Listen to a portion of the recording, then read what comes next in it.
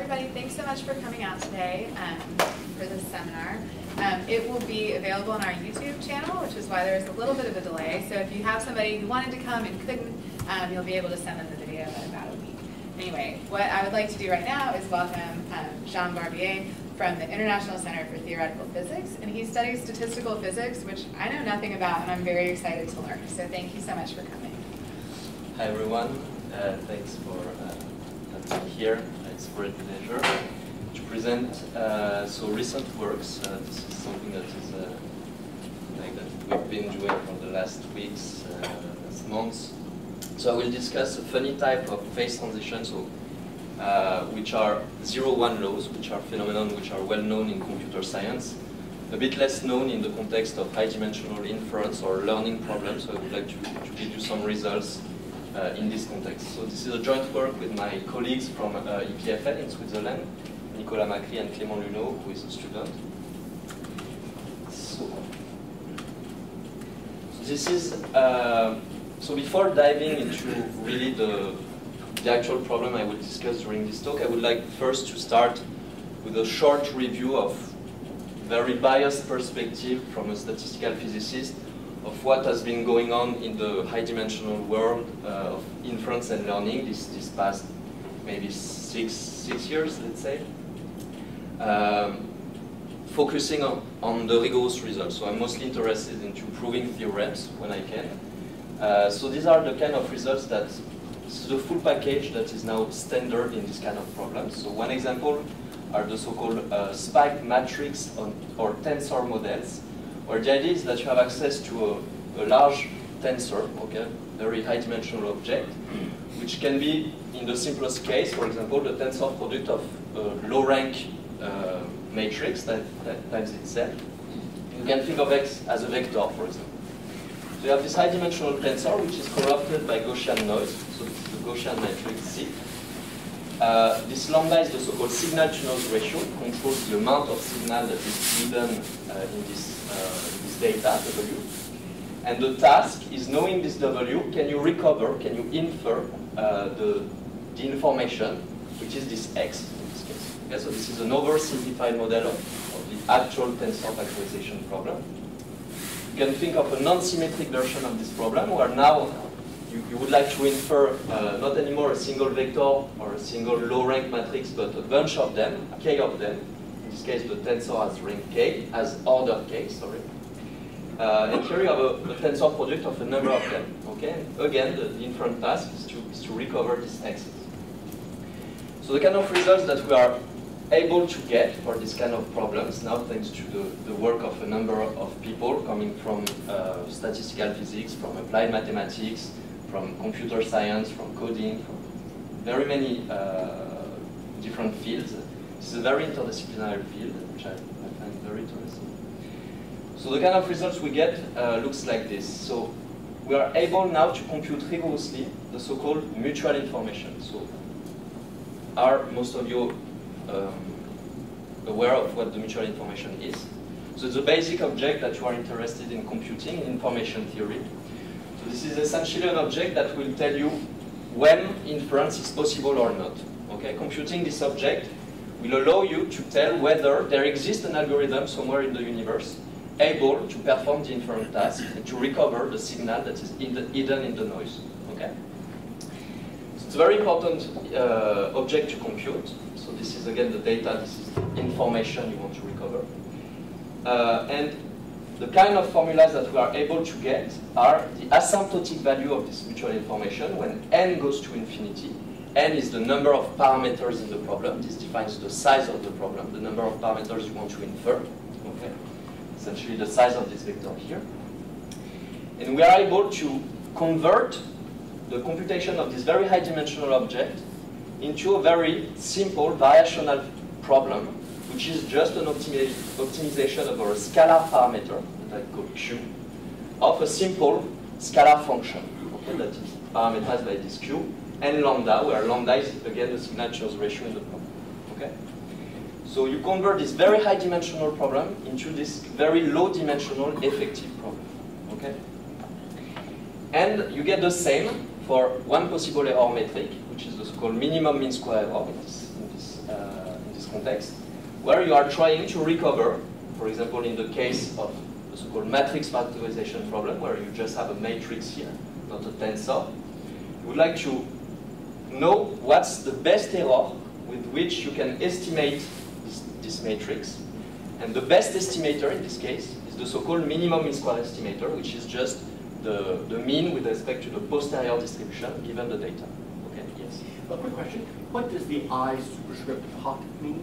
So this is just a function that we like to call the potential in physics, the potential function, that we like to think as an energy function. And if you are able to minimize this function, okay, this will tell you what's the value of this very high dimensional object, which is the mutual information of the original problem.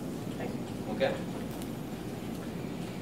And here the formula for the minimum mean square error. So again, the best error metric you can aim for. Okay, this tells you how good you are able to actually recover this matrix.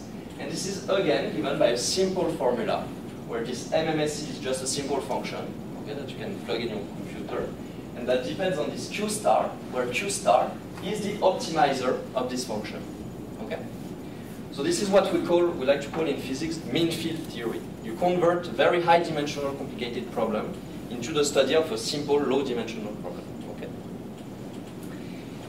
So once you have this kind of formula, you can plot what we call phase diagrams. So let's first look at this type of object, an error. So I consider this matrix factorization problem, where again I want to recover this matrix here. From this formula, I can now rigorously assess when this task is solvable or not. Okay?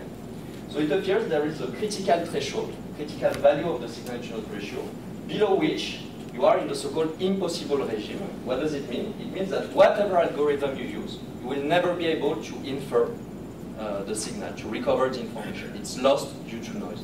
Okay? There is simply not enough information. And you can see that because if you plot the minimum mean square error, again, the best error, whatever the algorithm, independently of any computational aspects, okay, you get an error that is as bad as it can be. Okay. Then if you cross this threshold, you have what we call phase transition in the physics language, and you enter the so-called hard regime, hard in the sense that here, if you look at the black curve, which is this minimum mean square error, you see that you can do better than you can reconstruct something. There is information which is there because this error starts to be slow. But now if you try to do that with an efficient algorithm, and in this type of problems, the best algorithms we know are based on what we call message passing algorithms. Maybe some of you are aware of what's belief propagation. For this type of problem, there are extensions called approximate message passing. Essentially, there is a class of algorithms which are particularly designed for this kind of problems. And if you try this algorithm in this case, what will happen is that it will get stuck at 1 here. So the best algorithm we know in the universe, the best efficient algorithm, is not able to do anything. So you have a mismatch, you have a computational to statistical gap, which means a mismatch between the best you can do, if you had access to infinite computational power, and what you can actually do with an algorithm. So you are in the hard phase. And then you enter at some other threshold, the so-called easy regime, which means that suddenly this algorithm has also a kind of phase transition, and suddenly its performance match the best performance. So you have an efficient algorithm able to reach optimality. Okay? And this kind of scenario is very generic. This kind of picture appears everywhere in this type of problems. Yes? What is lambda, sorry? Lambda is the signal-to-noise ratio. It controls the signal strength. So you see that, so here these are Gaussians with a variance 1. So if I increase lambda, essentially the data contains more and more information about the signal. Okay? The limit where lambda is infinite, it's like I have no noise. And these transitions do not depend on the size of the problem, of n? So this type of transitions are computed in the limit where the size of this signal is always in the limit is going to infinity. These are asymptotic thresholds. But I want to emphasize that these kind of results are not bounds. So these are asymptotic things, but they are exact. Okay, so with this type of techniques, you don't get bounds on the threshold. You get actual numbers, okay, which is a difference with techniques that may appear in computer science. Okay. So this is another phase diagram, in this case for the so-called stochastic block model. So the stochastic block model is a paradigmatic model of communities in graphs. So the idea is that you have some graph where you have, let's say, two communities, the red and the black, two types of nodes. You don't know the colors of these nodes, but you know connections. So if I give you a graph, where let's say that the probability of two nodes being connected in this graph is higher if the two nodes are of the same color. And I remove the colors, I just give you this graph. Are you able to infer, to recover the state of the nodes, the actual colors? This is a simple model of community detection, but many people study this model for a number of reasons. And you can plot the phase diagram again for this problem. Here you have the group asymmetry, which means when you are at one half, there are as many nodes of one color as the other. And the more you approach zero, the more one group is dominant. And you see, again, this kind of picture. Above this line, you are in the so-called easy regime. There exists an efficient algorithm able to recover non-trivially these two groups. Below this line, you are in the impossible region, and here exists an hard phase where whatever you do efficiently will not be able to recover the algorithm. And it's one of the crucial questions in the field. Is there an algorithm, that we don't know yet, efficient, able to do something in this region? Here, this lambda is a signal-to-noise ratio. It controls essentially how noisy is the graph, in the sense that maybe, it's a measure of noise in the problem. Okay.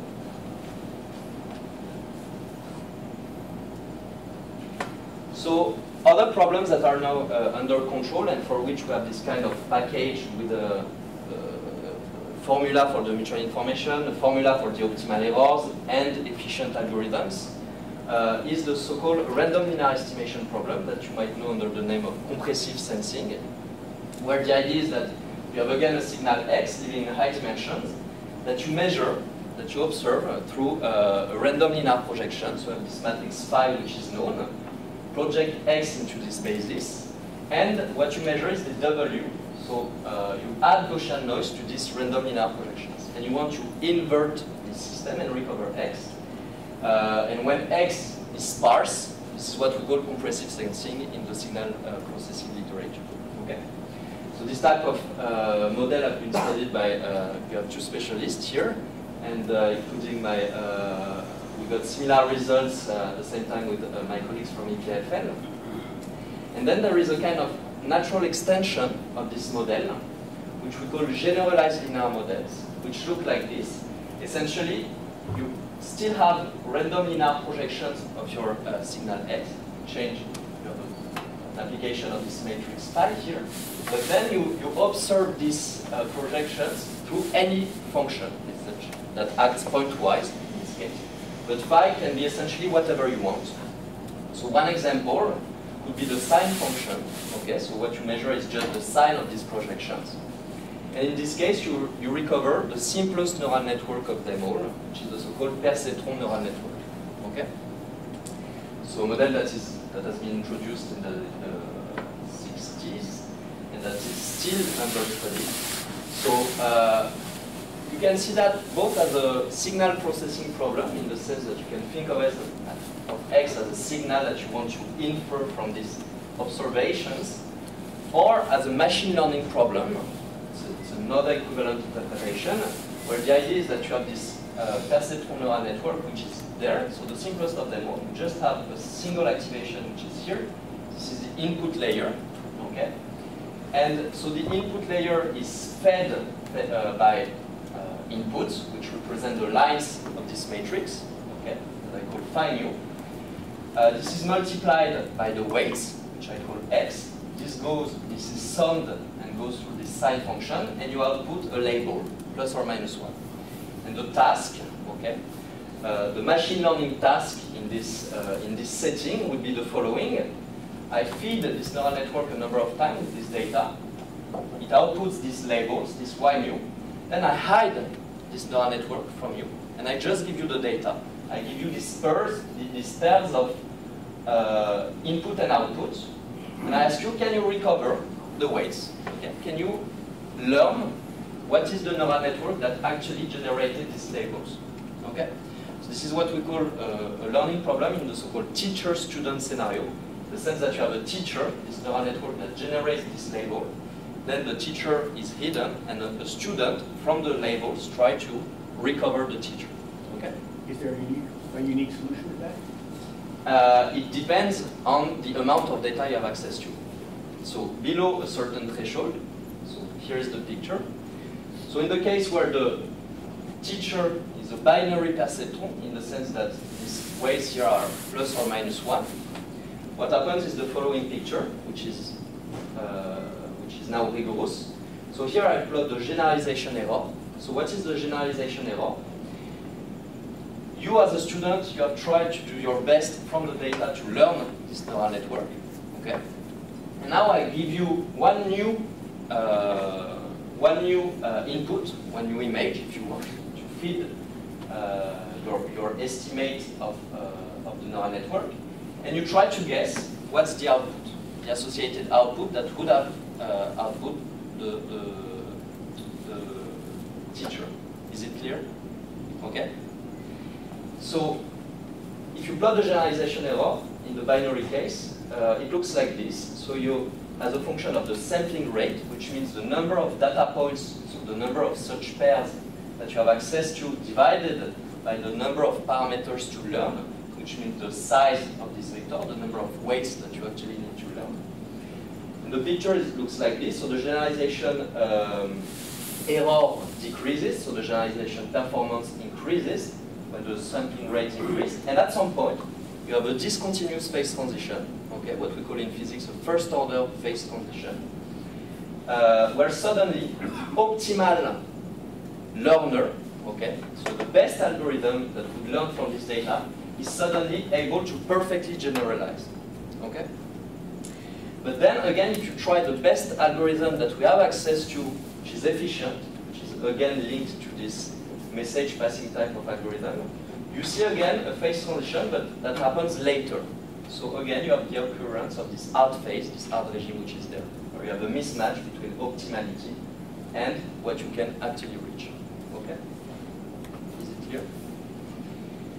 Now if you plot the same in the case where the weights are continuous, not so surprisingly, you don't see a discontinuous phase transition. In this case, the optimal learner has a performance that is continuously monotone with the number of parameters. Okay? All right. Quick question. On Yes. the left plot for the logistic, Yes. would it go down to 0 if we kept cranking up the number of data points, or does it kind of get stuck above Okay, so the blue dots? these blue dots are a comparison between the optimal algorithm, which is this red line, and what you would get from a simple logistic regression. Just take your best, your Python environment, and you try directly logistic. This is what you would get. So you see a clear mismatch between the best you can do and with this too naive algorithm. I don't know what happens if you go larger, but for sure we went until 10 and you never reached 0.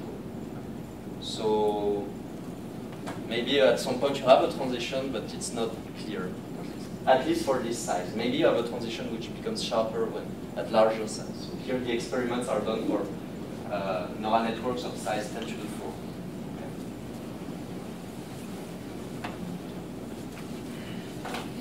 So other applications of this generalized linear model, to see a bit how generic it is. So more in the estimation, in the signal processing world, so there is this compressive sensing that we discussed, which is linked to two important paradigms in communication, the so-called code division multiple access, which is a way to communicate between a large number of users, and superposition codes, which is an error correcting code scheme.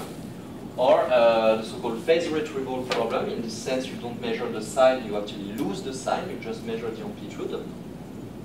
You have this problem which is at the interface between estimation and learning. So this, what we call the one-bit compressive sensing problem in signal processing, which is also the perceptron in machine learning, where you have this sign function. Again, in all these problems, X is what you want to learn, to infer. In the learning community, you have this so-called rectified linear unit. I think now you all heard about this ReLU function, because this is probably the most widely used nonlinearity in deep neural networks. So this is one type of generalized linear model, or the sigmoid, what we do also the logistic regression, which is a paradigmatic model of binary classification. So all these models are included in this generic GLM, and you get this package of results. So then people have tried to construct more exotic models, starting with this GLM as a building block. So what we've done, for example, is to study models of shallow networks, which are called in the physics literature committee machines. So the idea is that you have a large visible layer like this, and the number of hidden units is small with respect to the number of visible nodes. And it's called committee machine because essentially the final decision just takes into account by a majority vote the decision of these k hidden units which are there. Okay, so it's like a committee, these guys, and you take into account their weights. You weight their decision equally, and the final decision is this label y. A more complicated model is this model of neural network, deep neural network in a pre-trained phase. So what do I mean by that? We have been able to analyze this model, so it's really the architecture that, of a real deep neural network. But essentially, we have been able to study only the case where the weight matrices here between the different layers, what I call phi1, phi2, and so on, are random. Okay, so it's like if you are in a pre-trained phase. So these weights are uncorrelated, and you want to study is how information spread between the input and the output. And this question is, again, an information theory question. You want to compute the mutual information between different layers in this neural network, and this is doable. Of course, if you start to learn this neural network, these guys start to be correlated, and things get much more complicated.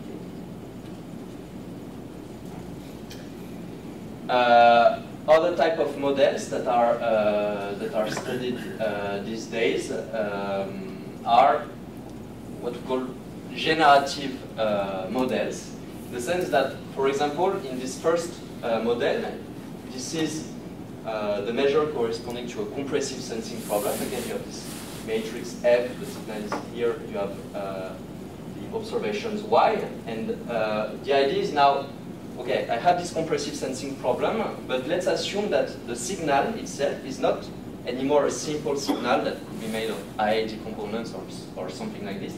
It's itself a complicated object that has its own structure, which in this case is represented by a restricted Boltzmann machine. Okay, and can you study information theoretic limits in this type of setting? The answer is yes.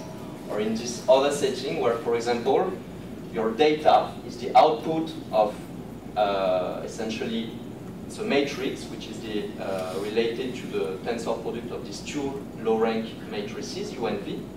This can be any type of distribution. But V, let's say U is simple, it's made of IID components, maybe Gaussian. But V is itself a very structured object. It's a complicated object, which is itself the output of, in this case, product of a matrix times another more primitive vector. Okay, so you have a complicated object that you multiply by another vector, and you get this data. Can you tell something about the primitive vector which is there? Okay, so this is kind of generative prior for V, and you want to study this inference problem. Okay, so these are just more and more complicated models for learning problems. So I'm way too slow. So just to summarize, a few questions that we don't know yet about. So I've presented things that we know. What do we don't know? So things where we're actually stuck at the moment is the so-called non-Bayesian optimal setting. What does it mean is that the results that I've told you about at the moment are valid in the case where you assume, in some sense, that you know how the data has been generated. You know, for example, the amount of noise. You know that the model of the signal that you want to infer is, let's say, IID according to some distribution or whatever.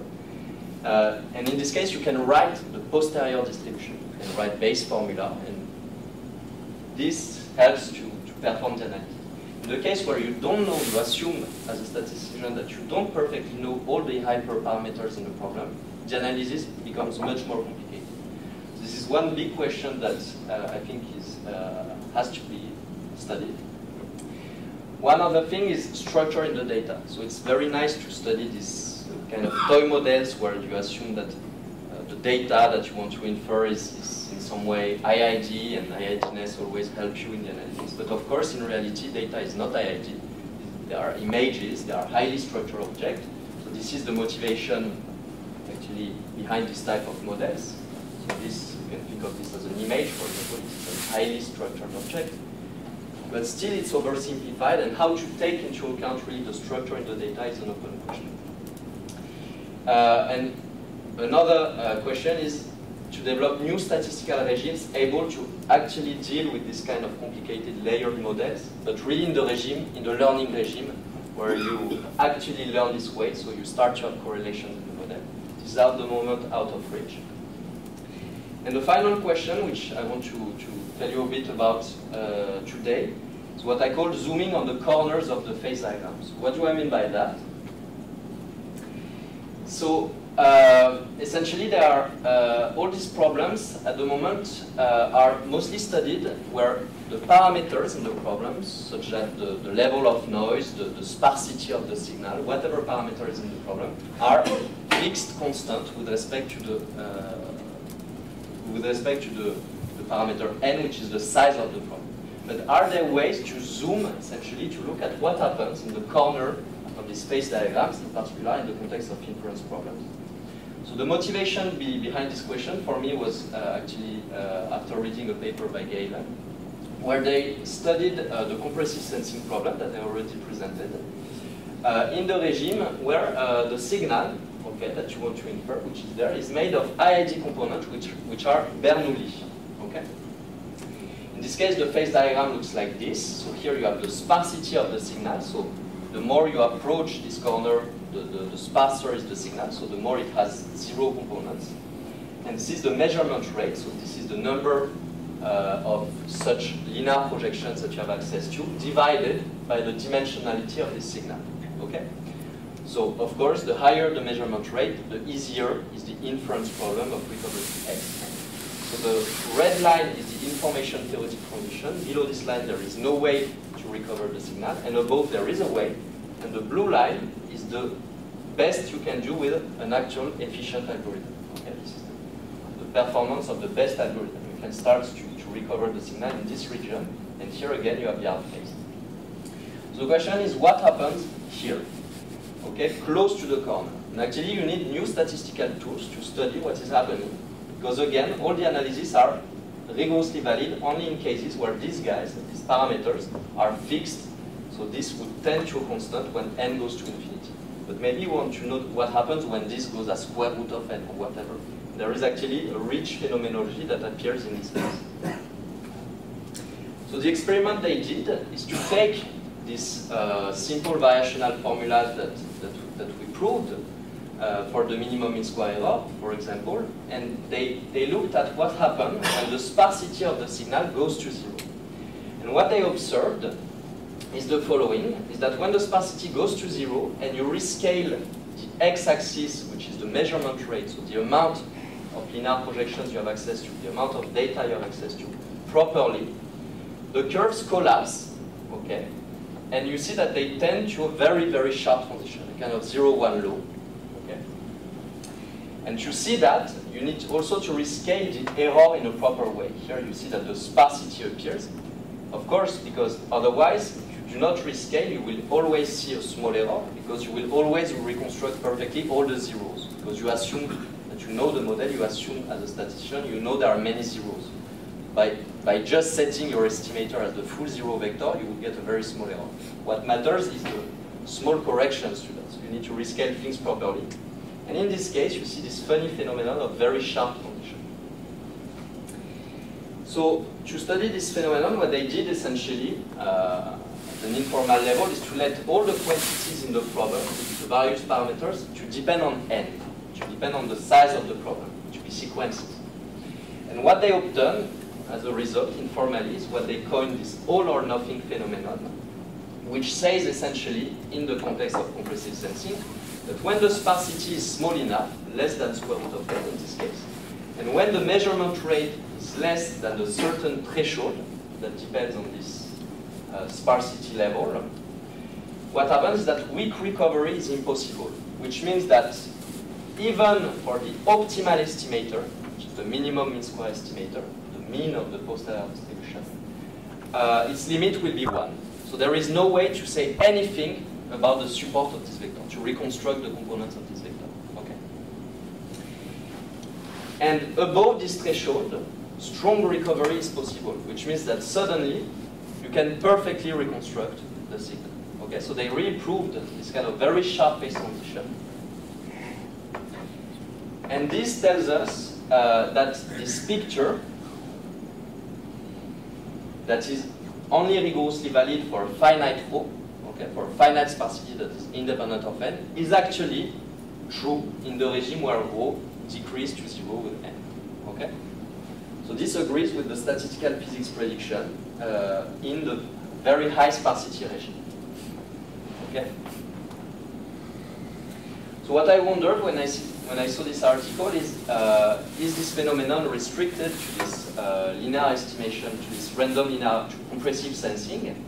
So I tried to look at another model, a model that I love very much, that I already discussed, which is this, this matrix factorization problem, which is also called the Wigner-Spike model, which is a simple probabilistic model of principal component analysis. Because you can see this W as a large matrix of data, and you're looking for the low-rank structure in this data.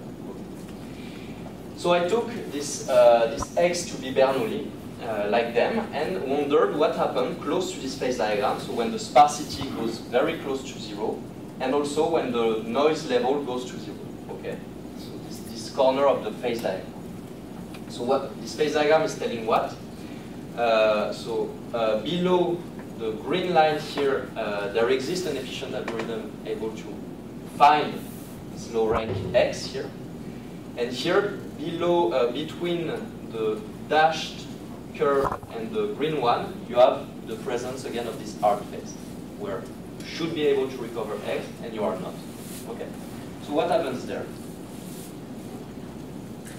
So I did like them. I took these formulas that are proven rigorously, that again tells us what's the minimum mean square error as a function of this simple parameter Q star, the optimization, the optimizer of this simple function.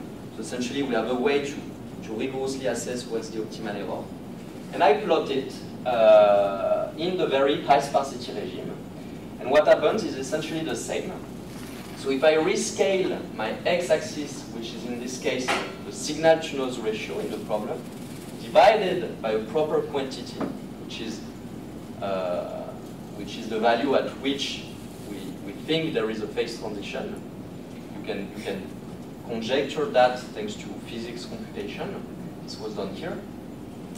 And what happens is the same. If you plot the minimum mean square error on this matrix, as the sparsity goes down, you see again this very sharp transition that occurs at this information theoretic threshold. Okay? And in terms of the mutual information, this translates into the mutual information becoming extremely sharp and having a cusp at the transition. Okay?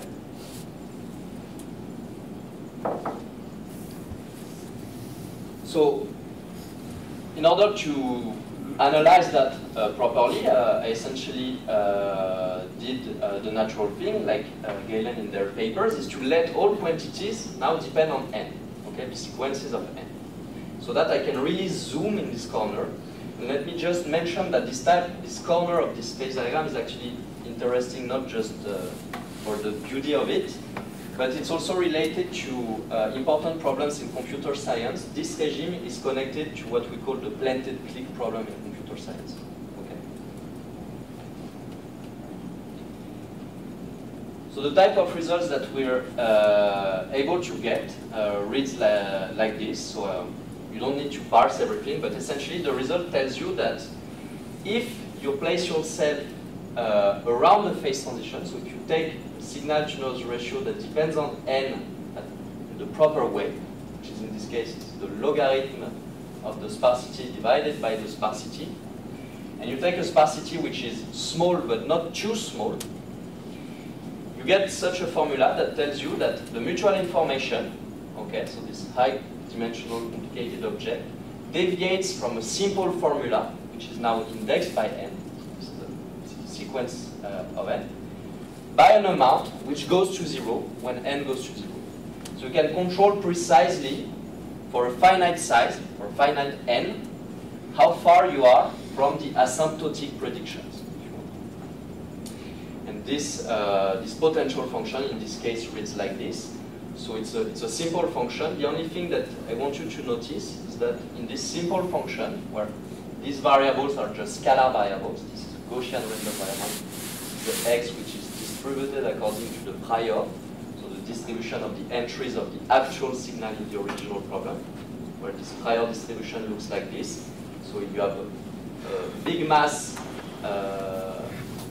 around 0, 1 minus 0, and you have a small mass that can be distributed in the way you want. Okay? So what is important to notice in this potential function is the appearance of this function, which is what? Which is the mutual information between the scalar x, the scalar random variable, and the Gaussian observation of it. Okay, a Gaussian, here is the x multiplied by some signal-to-noise ratio, kind of effective signal-to-noise ratio, plus Gaussian noise. So you have the mutual information of a simple problem, which is just your signal corrupted by Gaussian noise. Okay? So keep that in mind.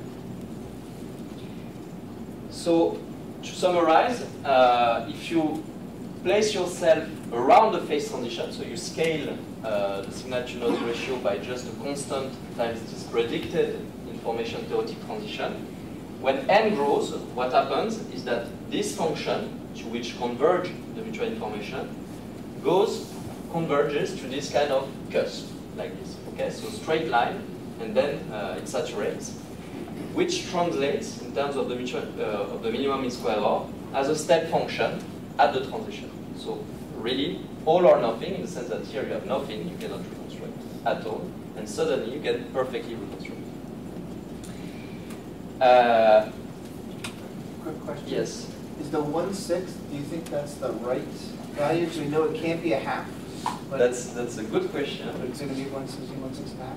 Yes, so the question of Henry is this 1/6 really a 1/6, or is it essentially a technicality, is it a restriction of the method? I don't know.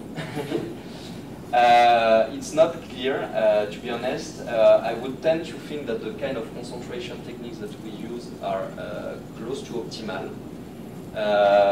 And at the same time, I cannot reach more. But let's say that this result is coherent with the... Okay. I don't know, to be honest. Because I mean, the planted click is a half, right? So the problem becomes yes, it must be low. at a half. Yes. Yeah. Yes, yes. So it's not reaching the planted click problem. It doesn't include the planted click. The motivation of the planted click was that you need to let the sparsity goes to 0 to at some point match the planted click, but the result does not include it. So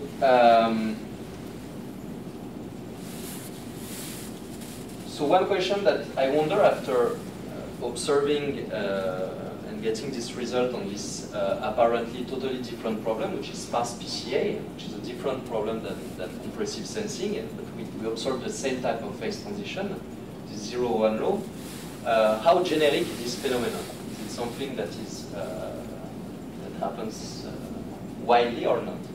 So I looked at other problems, and one natural case, which is the closest neighbor to this sparse PCA problem, the so-called V-sharp spike linear model, V-sharp spike model, sorry.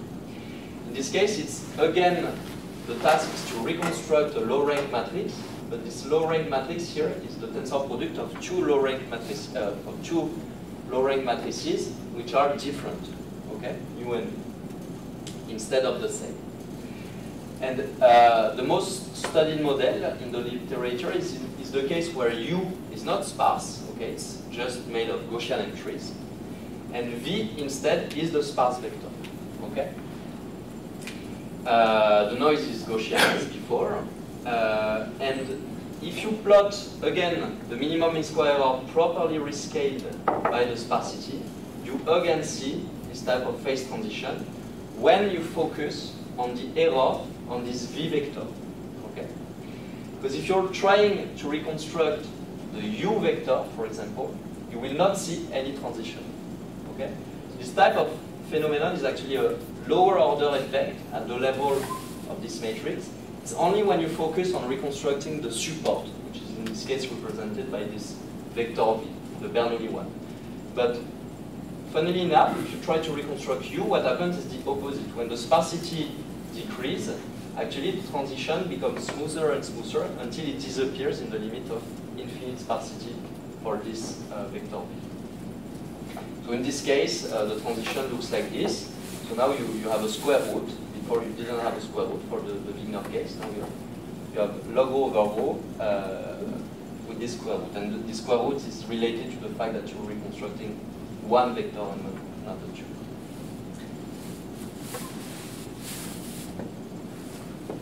Another model that I then looked is this perceptron neural network. So again, in this teacher-student scenario, where there is a natural notion of generalization. You are given this data, these pairs of input and output. I hide the neural network that generated these labels, and I ask you to recover these weights. And then the generalization error is again, are you able to predict a new label associated to a new data point that was not used in the training set to learn this neural network? And what happens is the same. In this case, the x-axis represents the amount of such training examples that you have access to. And at this transition, which is log rho times rho over log 2, you see again, in the generalization error, this 0, 1. So it seems that this phenomenon is quite generic. And I have a very bold conjecture without much more arguments than the fact that I observed it in a number of cases that look very different problems, is that in these high-dimensional inference problems where the effective dimension of the data, the signal that you want to infer is very small with respect to the dimensionality of the vector, this type of phenomenon should be observed in very generic ways. My hope is to be able to prove this claim. At the moment, I don't know how to do, but this is work for the future. So, okay, maybe I can give you just a flavor of the proof techniques that are used for this problem. So this is not specific to this study for this 0-1 load. This is the type of techniques that are now widely applied for this high-dimensional problem. So it is based on what we call interpolation techniques, which are coming from the rigorous literature in statistical physics. So the idea is the following. So it's a very generic idea. So you want to say something about a complicated model. Okay, so the complicated model in this case is this matrix factorization problem. So forget what is there. So you have some data, Wij, related to this signal in this form. So the entry ij is xi and zj plus this noise. And you want to compute for this complicated problem the mutual information.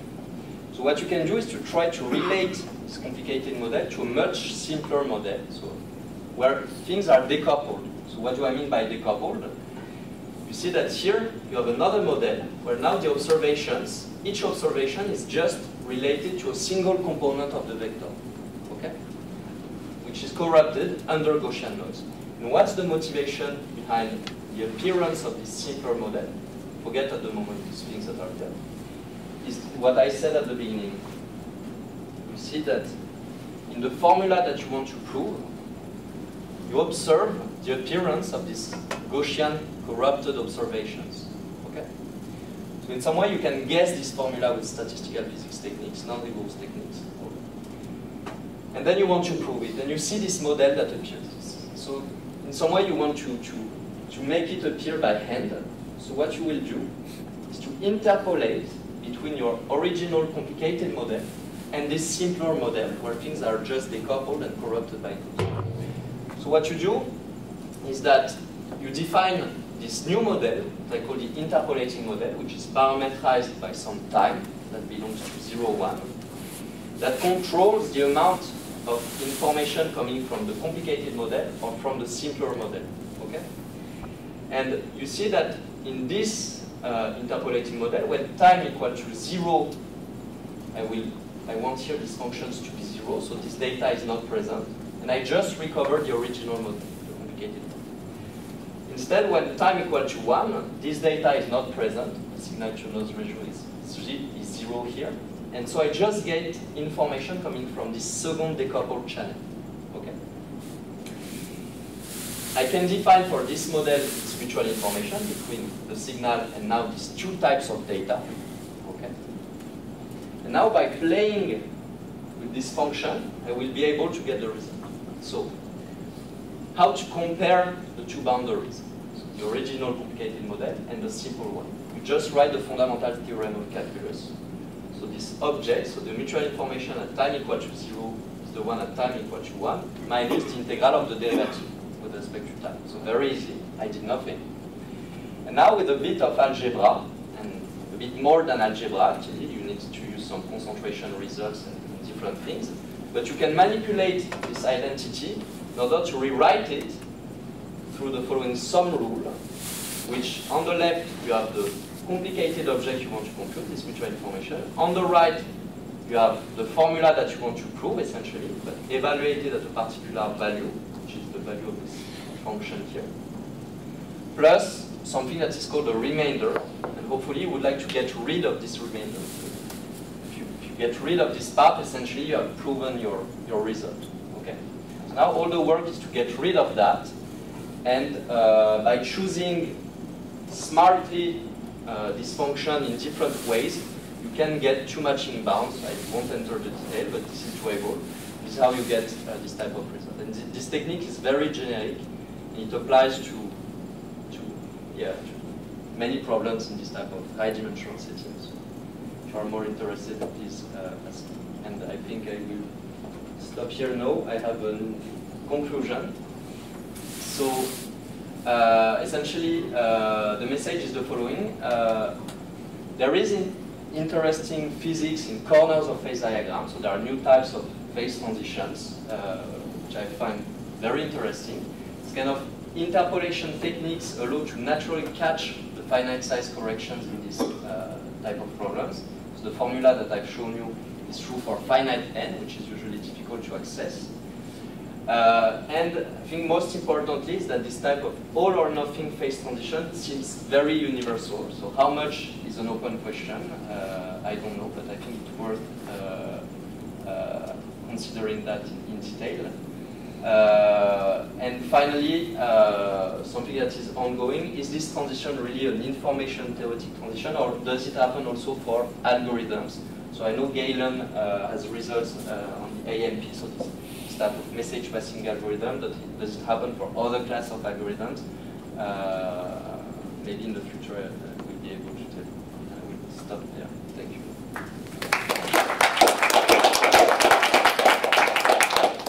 Yes. Is there any natural way to try and decide which side of the phase transition boundary you're on?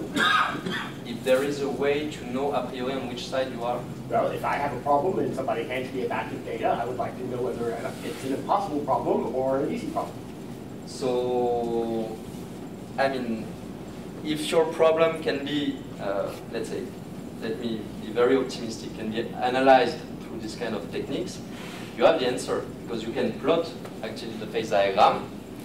Ah, no, okay. I'm assuming that you know the level of noise. So, yes. Okay, okay, so that's a very good question. So the question is, if you don't know, let's say, you know the model, but you don't know the amount of noise that is in the data. Okay, let's take the simplest case. This is the only parameter that you don't know. So the classical way to learn this parameter and then to know whether you are on one side or the other of this phase transition is to learn by expectation maximization. But if the data is very noisy, this kind of may not work. So actually, I'm working right now with colleagues on a new statistical criterion that allows, even at very high noise level, to detect from the data, without assuming that you know the level of noise, to learn it in a very, very precise way. So a month ago, I would have said, I don't know. I can tell you that there are ways to do that, yes. Yes. I have a question. So in thinking about these step functions, right? Yes. One way is to kind of think about it naturally it occurs as you're looking at these corners. But I could also just take your blue curve there and rescale the x-axis about that point, and eventually you rescale any kind of decaying function and it turns into a step function. So I guess my question is these all or nothing things actually different than, you know, clever rescaling of the x-axis? Okay,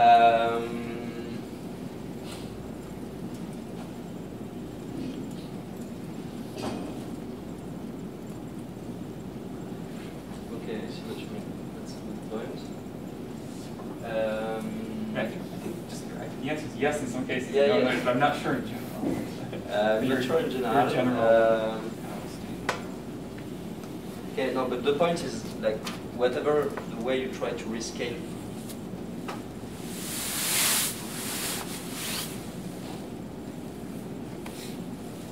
I think that whatever the rescaling you consider, really in the in the limit of infinite size, this won't matter. There is really a point, there exists a point where the transition is really discontinuous.